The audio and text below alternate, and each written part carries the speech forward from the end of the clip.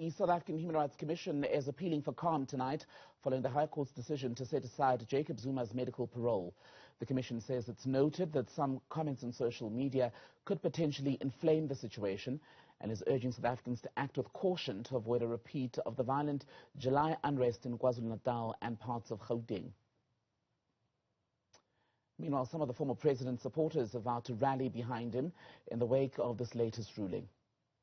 What remains a gospel truth is the fact that I myself and millions of African people, we love President Jacob Zuma. We support President Jacob Zuma.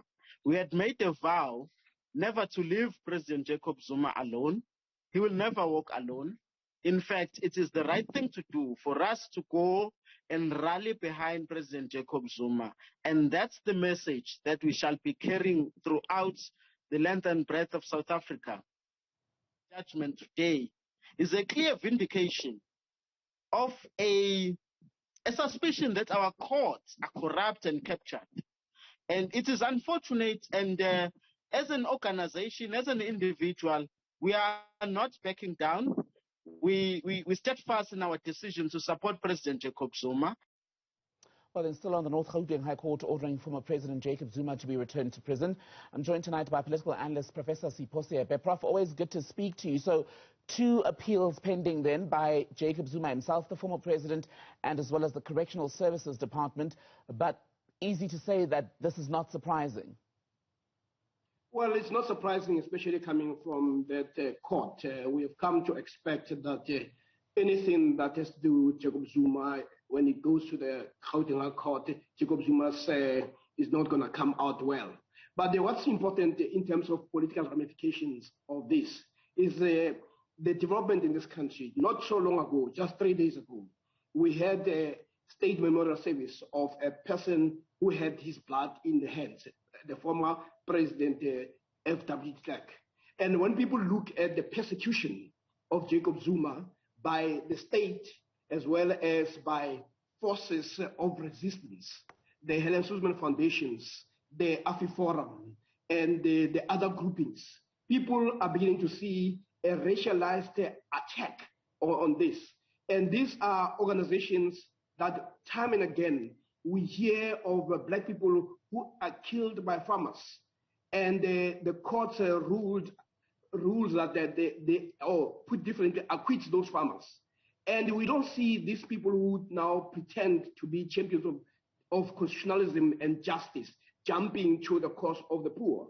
So what it does, it shows a certain degree of obsession on Jacob Zuma. But we must also remember that this case stems from a simple quarrel between Jacob Zuma and Zondo, a quarrel that could have been handled through a Commissions Act, where Jacob Zuma asked Zondo to recuse himself because Zondo had become embroiled in the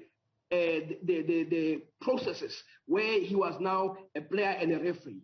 And Zondo did not do that. He simply went to his friends in the Constitutional Court to rule against Jacob Zuma, and his friends obliged. So we have a situation where people who have killed and maimed our people get scot-free, and you don't see the people, these people who follow Jacob Zuma up doing exactly the same. So for black people, they can see that this is not about justice. It is about an obsession to a person who probably they saw as a threat to white monopoly, capital, and white supremacy. So this does not come as a surprise.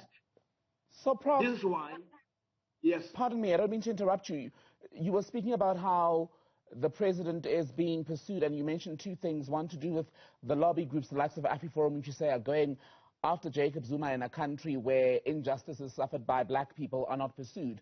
But surely it's possible for other groups to pursue those causes while AfriForum and the rest of them and the DA pursue causes that align with their objectives, no?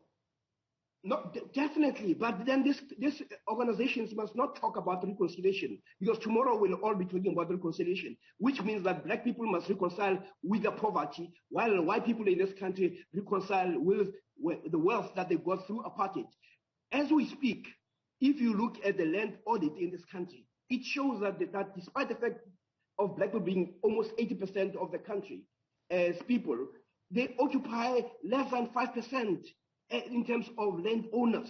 So there is a problem there, and they never raise those issues. If you are interested in transformation and constitutionalism, which talks about also addressing the issues, the injustice of the past, then you'll be concerned about these other issues than being obsessed with an individual. But this obsession with an individual is also deliberate.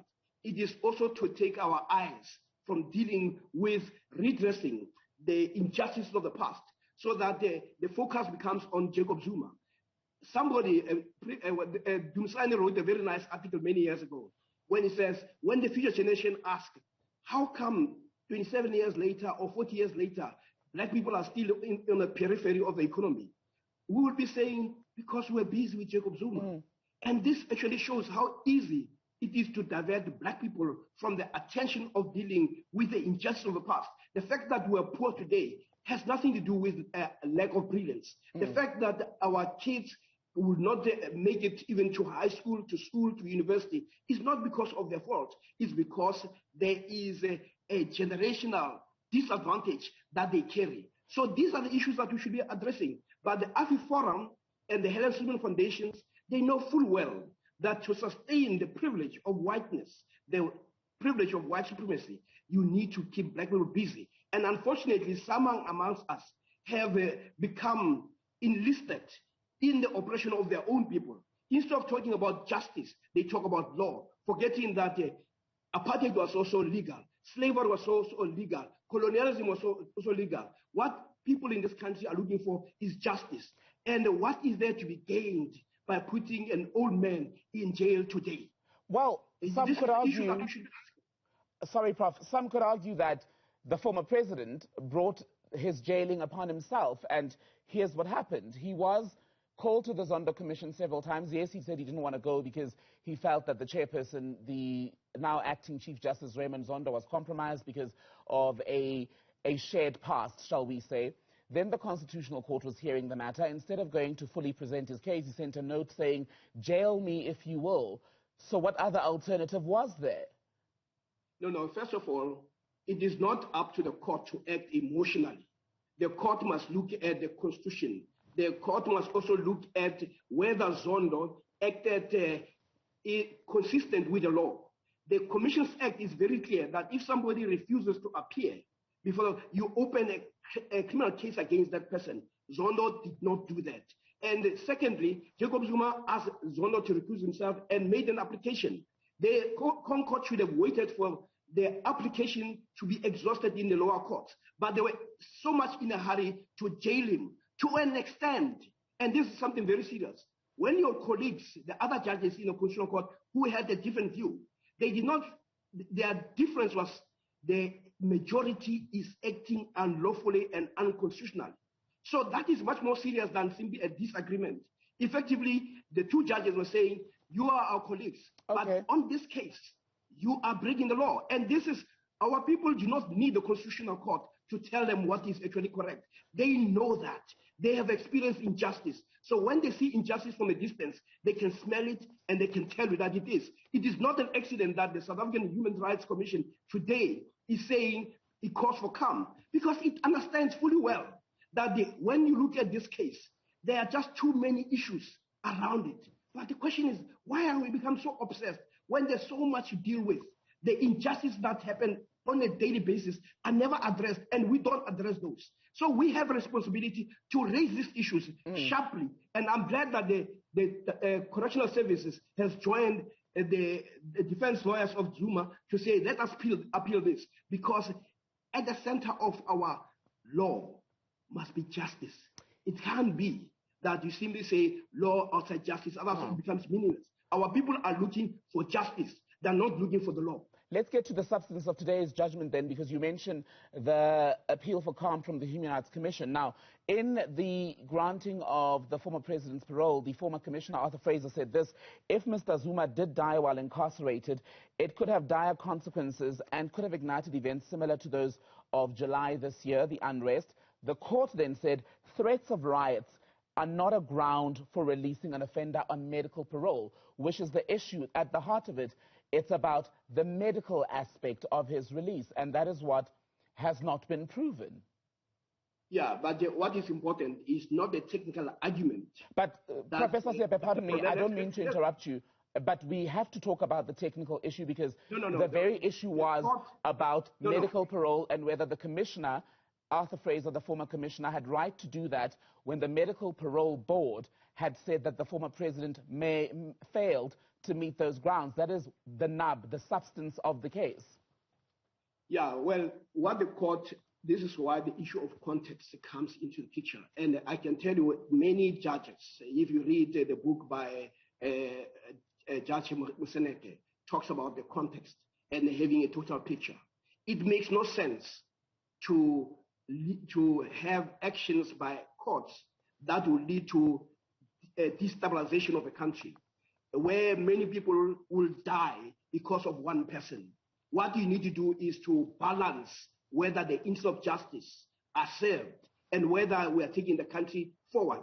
What we're doing now, we're not taking the country forward. And if one wants to stick with the technical arguments, what you might end up with, you might stay with those technical, but you may not have a country to govern. So what we are concerned about, and our struggle was always about justice. And this is what people are calling for. So the court cannot say, no, we don't like the issue of justice.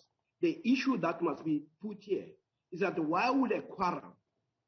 With respect, Professor Seepe, the court did not say it doesn't care about the issue of justice. The court simply said what happened here was not a release on medical grounds. Also, I'm sure you and I can agree that you're right. There isn't a land issue in South Africa that needs to be addressed. There is a poverty issue that needs to be addressed in this country. Inequality needs to be addressed. But that can be addressed while also allowing a legal process that is centered on the former president to happen on its own, because it is also, to a degree, dishonest to tie the fate of all suffering black people in this country to one individual, because even in the fascination, the interest in the story, it cannot be argued that the whole population or the majority of the population is so interested in it that it is the ultimate defining moment. No, I think the issue of justice is very simple. If, as Martin Luther King put it, that the absence of justice somewhere is a threat to justice everywhere. And the Constitutional Court, even when it arrived at imprisoning Zuma, it also suggested that it is deviating. It talked about the circumstances, about the context. It was not even applying the law. It was simply expressing anger at Jacob Zuma. And so if the court can itself deviate and start talking about how it is angered instead of looking at the law, then there is a problem. It is not an accident that Jafta and his colleague decided to say, but you guys are breaking the law. So this case, you can't say it has been argued on the basis of only law, because the judges themselves are not in agreement. The fact that you have a majority does not make majority always right. There are many instances where the minority in time is proved to be correct. Professor Seepe, but the point is, are we willing? The point here is, on the basis, in the same way that we allowed de Klerk, who had blood in his hands, to get away scot-free. But in the Professor same way Seepe, that we let, right on that point, you talk about the late former apartheid president de Klerk getting away scot-free. Part of the reason that happened is because the same Jacob Zuma was part of a long list of ANC leaders and presidents who, during their presidencies, took no action to bring people such as de Klerk to justice. No? It may be so, but the fact that people have failed to take people to court or to bring them to justice does not mean justice is being served. The fact that somebody gets away with it does not mean that we must now forego the issue of raising the concept of justice in our time. And as people have actually commented, that this is how the judiciary begins to lose even faith, when it is no longer addressing the concerns of the majority of the people. Okay. Because if the law, remember there is a saying in law that says justice must be seen to be done. But if it is not seen to be done, then you are inviting problems for your country. Professor Sipho Seepe, always fantastic to speak to you. Thank you so much for your time as always. You're welcome. Professor Sipho Seepe, political analyst, speaking to